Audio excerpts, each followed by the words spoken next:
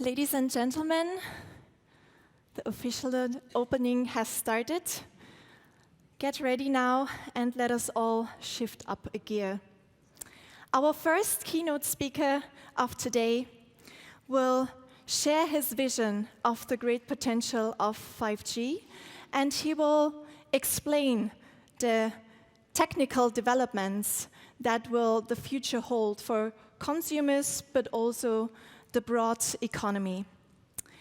In the course of Darwin's Circle 2019, we are very proud to have him here, as it is also his first public appearance in the German-speaking region. We can't be more happy that he's here with us today, and we are very honored. Ladies and gentlemen, please welcome with me on stage Mr. Xiaobin Yang, President of 5G product line at Huawei. Stage is yours. Thank you so much.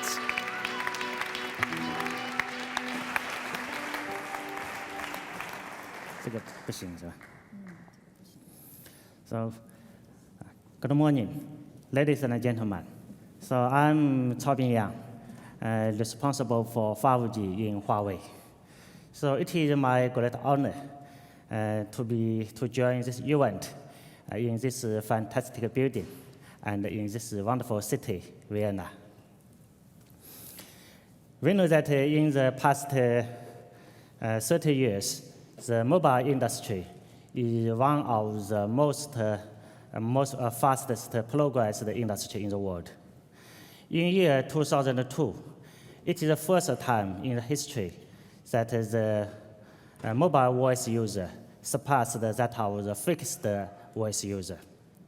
And in year 2009, when 4G started for the commercial use, the mobile broadband user surpassed that of the fixed broadband user. So if we look at the figure, by the end of last year, there are 8.2 billion mobile voice subscriptions, and there are 5.3 mobile broadband users. So the number of the mobile users is much higher than that of the fixed users, both in the voice and in the broadband. Today, I think lots of the people talk about 5G. Most of the people will talk about the applications of the 5G. But anyway, I think some of the people, when they talk about 5G, they will talk about the application in this year. Yeah, but some of the people, they will talk about the application maybe 10 years later. But anyway, I think we need a balanced view of the application of the 5G in the next 10 years.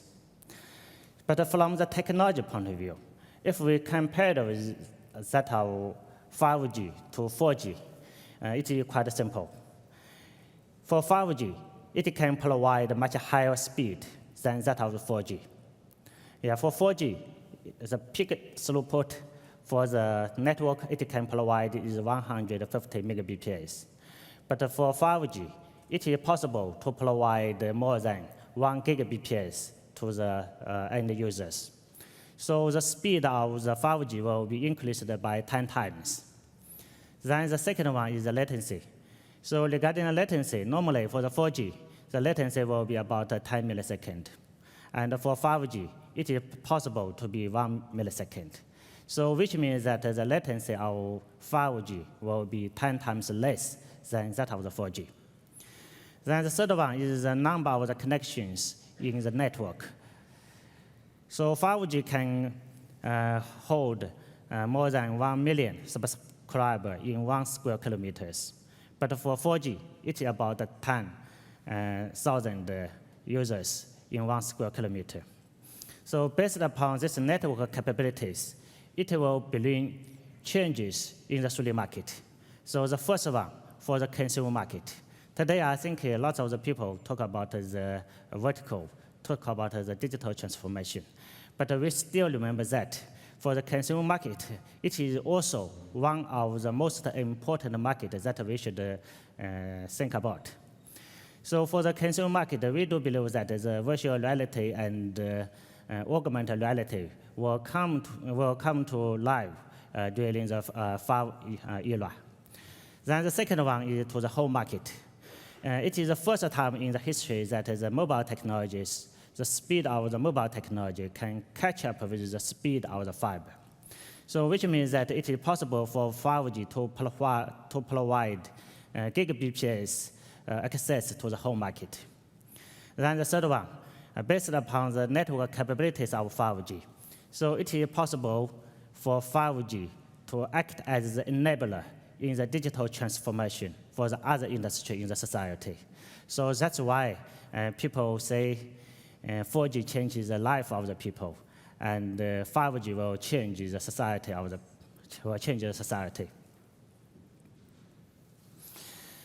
So for the mobile communication, one of the key elements is spectrum. So today, I think most of the operators have already owned the spectrum below 3 gigahertz. When 5G comes, today I think lots of the operators have already started to deploy 5G in 3.5 and in 3.7 gigahertz. And we also noted that in Austria, in March this year, the regulator has already released 3.5 gigahertz to the operator. So today, in total, there are 39 operators globally have already commercially launched the 5G network. Then 35 of these 39 operators, they commercially launched 5G below 6 gigahertz. Then some of the operators in the United States, they have commercially launched 5G in millimeter wave. But for the millimeter wave, there are still lots of the challenges. But it's quite difficult for millimeter wave to penetrate the wall. And it's also quite difficult for millimeter wave to work in the non-line of sight environment. So that's why we believe that it's impossible for millimeter wave to provide continuously coverage for the mobile network. So just in this week, we also noticed that even though in the United States, operators started to think about how to use 3.5 gigahertz to deploy 5G.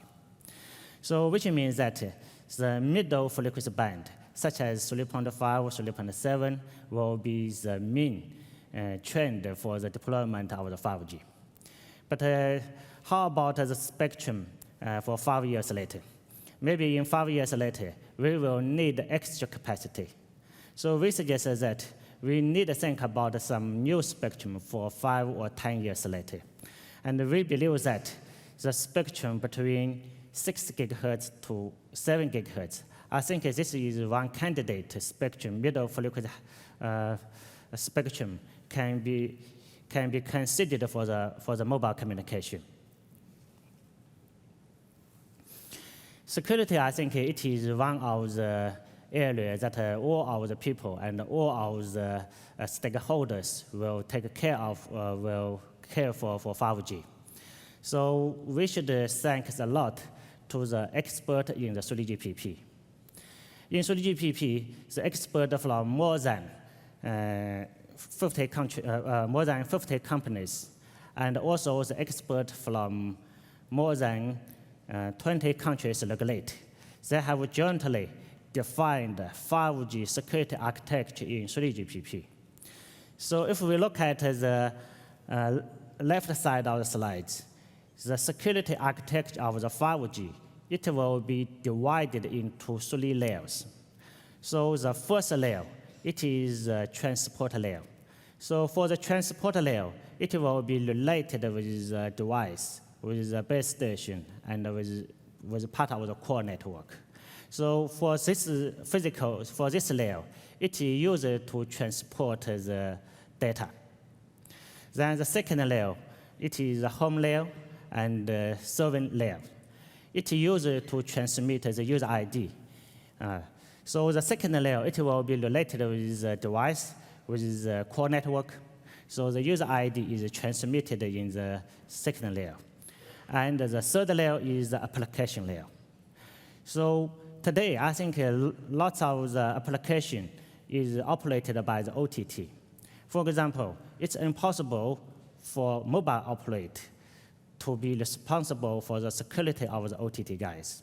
For example, it's impossible for T-Mobile to be responsible for the security of Facebook. So the OTT guys, they have already encrypted their content before the content transmitted in the network. So for the security, it is end-to-end issues. It is related with the device, with the base station, with the core network, and also with the applications. So that's why in 3GPP, we have defined the SKIES. The SKIES is a cybersecurity assurance specification. So in the SKIES, it have defined a dedicated requirement for different network elements in the mobile network. So the standard of the SKIES, it will be ready 6 months. Yeah. I think this week, 3GPP have the meeting. And after this week, the cybersecurity standard will be ready. Then another one, we should thank for GSMA. GSMA will define how to evaluate the security of different network elements in the mobile network, which is called NASAs. So we strongly suggest that we should take into account 5G security seriously, and we should jointly to define the global standard for the network security for different network elements in the network. Only all of the stakeholders can jointly work together, then we can jointly overcome the challenges of the security in the future. So for the enhanced mobile broadband, yeah, the consumer market is still one of the most important market for 5G. So with the introduction of the 5G, we do believe that 5G will play active roles in the gaming, in the tourism, and also in the education. With the great network capabilities that can be provided by the 5G. For example, the single user speed can be up to gigabps, and the latency can be lower than 5 milliseconds. Even in the cell age, it is also possible for 5G to provide 100 megabps. So we expect that by year 2025, globally there will be more than 0.3 billion virtual reality subscribers, and 10% of them will be used in the vertical industry. Then the rest will be the consumers. So if we look at the situation in South Korea today, I think in South Korea there are already more than 2 million 5G subscribers, and 1/3 of them use virtual reality. People are willing to pay for extra money for the virtual reality. The second one is fixed wireless access. Today, if we look at globally, there is still 0.95 billion families haven't been connected by the broadband. And if we look at all of the families in the world, there are more than 2 billion families in the world. And 80% of the families' broadband speed is less than 100 megabps. So we know that in most of the countries, especially in Europe, the cost of fiber to home is so expensive. It's typically in Europe, the cost of fiber to home, it will cost more than 1,000 euro or to 2,000 euro. It will be quite dependent on the situation of different countries. So when 5G comes, we do believe that it can help to the connection to each families. Because 5G, it can provide gigabps throughput to the home. Then the second one, for the 5G, it will be easily to be deployed. So which means that it can provide much faster return of the investment if we provided the home fixed wireless access to the home instead of fiber. So digital transformation, it is another area that 5G will play key roles. But for the digitalization of the other industry, 5G is just act as the enabler. It needs collaboration between the regulate operators, the vertical industry, and also the vendors. Only the collaboration between these four stakeholders, we believe that we can make the digital transformation come to true. In the past 30 years, the regulation policy in the mobile industry only focused on one word, that is the competition. But when 5G comes, we suggest that the regulation policy should be changed to innovation. We should encourage operators. We should encourage the vertical industry how to do the innovation based upon the 5G network. Then another one, for the digital transformation, it means that the 5G network should have the capability of the IoT. And today, I think the standard of the IoT in 5G, it will be defined the year after. And we believe that the standard of the IoT in 5G will be ready by year 2022. So which means that all of the vertical industry are welcome to participate in the standard definition in 3GPP. Today, most of the standard makers are come from the mobile industry. So if the mobile industry can know much better the requirement of other vertical industry, then the standard we defined can meet the requirement of the different vertical will be much better.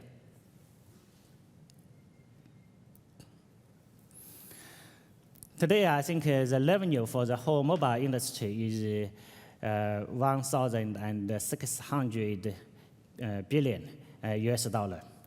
We believe that with the introduction of the 5G, the revenue of the mobile industry will keep increase. So though the majority of the revenue will still come from the consumer market, we believe that the revenue for the consumer market will reach 1,900 billion US dollar by year 2035. But with the digital transformation, with the introduction of the 5G technologies, we believe that the total revenue of the mobile industry can be increased to 2,500 billion US dollar.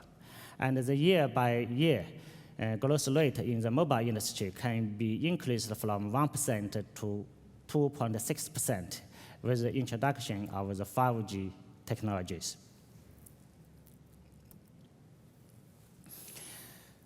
If we look at the history of 4G and 3G, it takes 3 years for the device come to the market after the standard is frozen.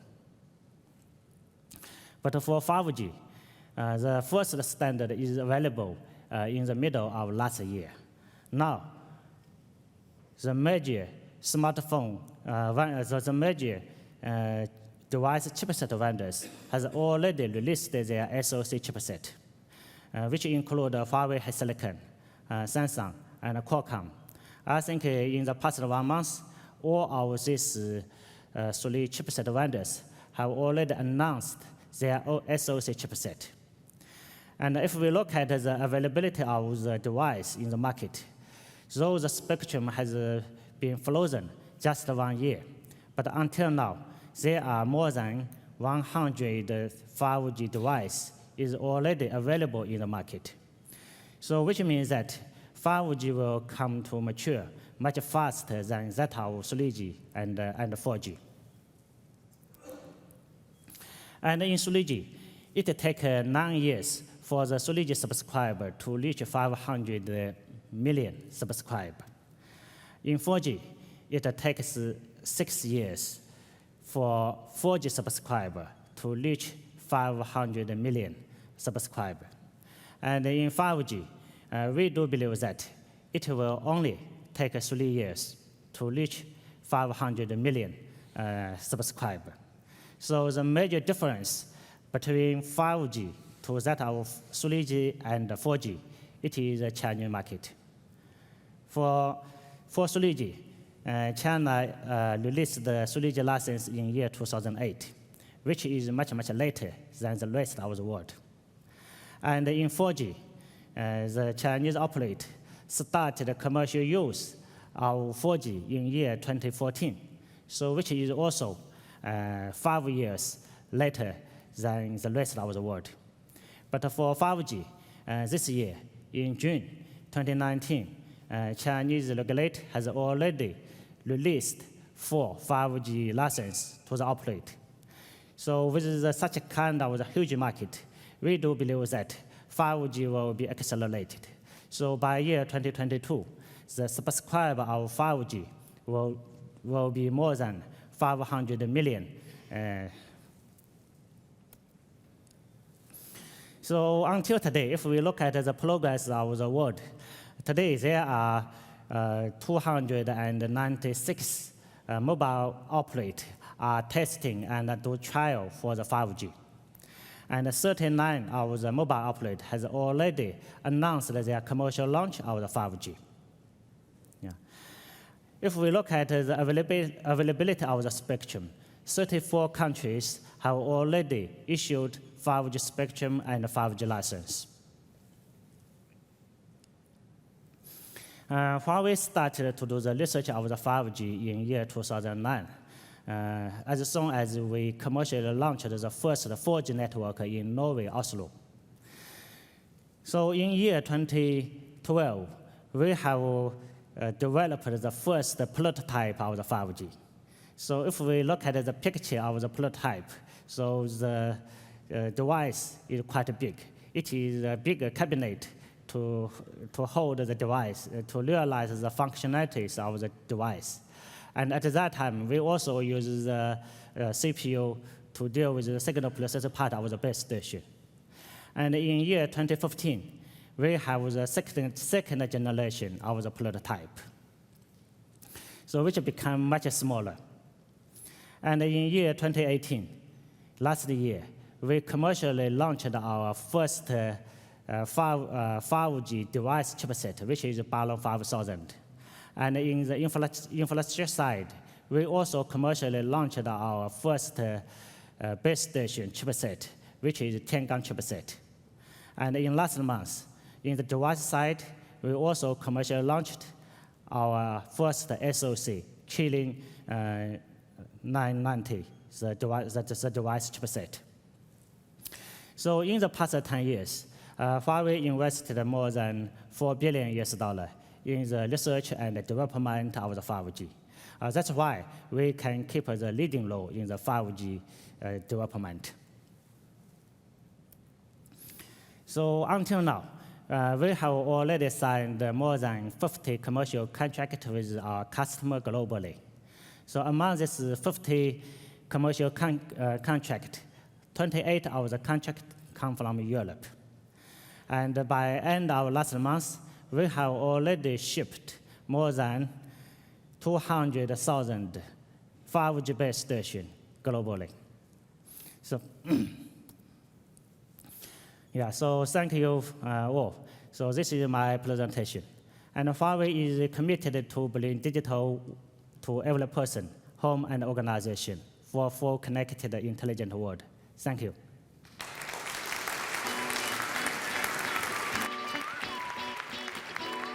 Thank you, Mr. Yang. Thank you so much.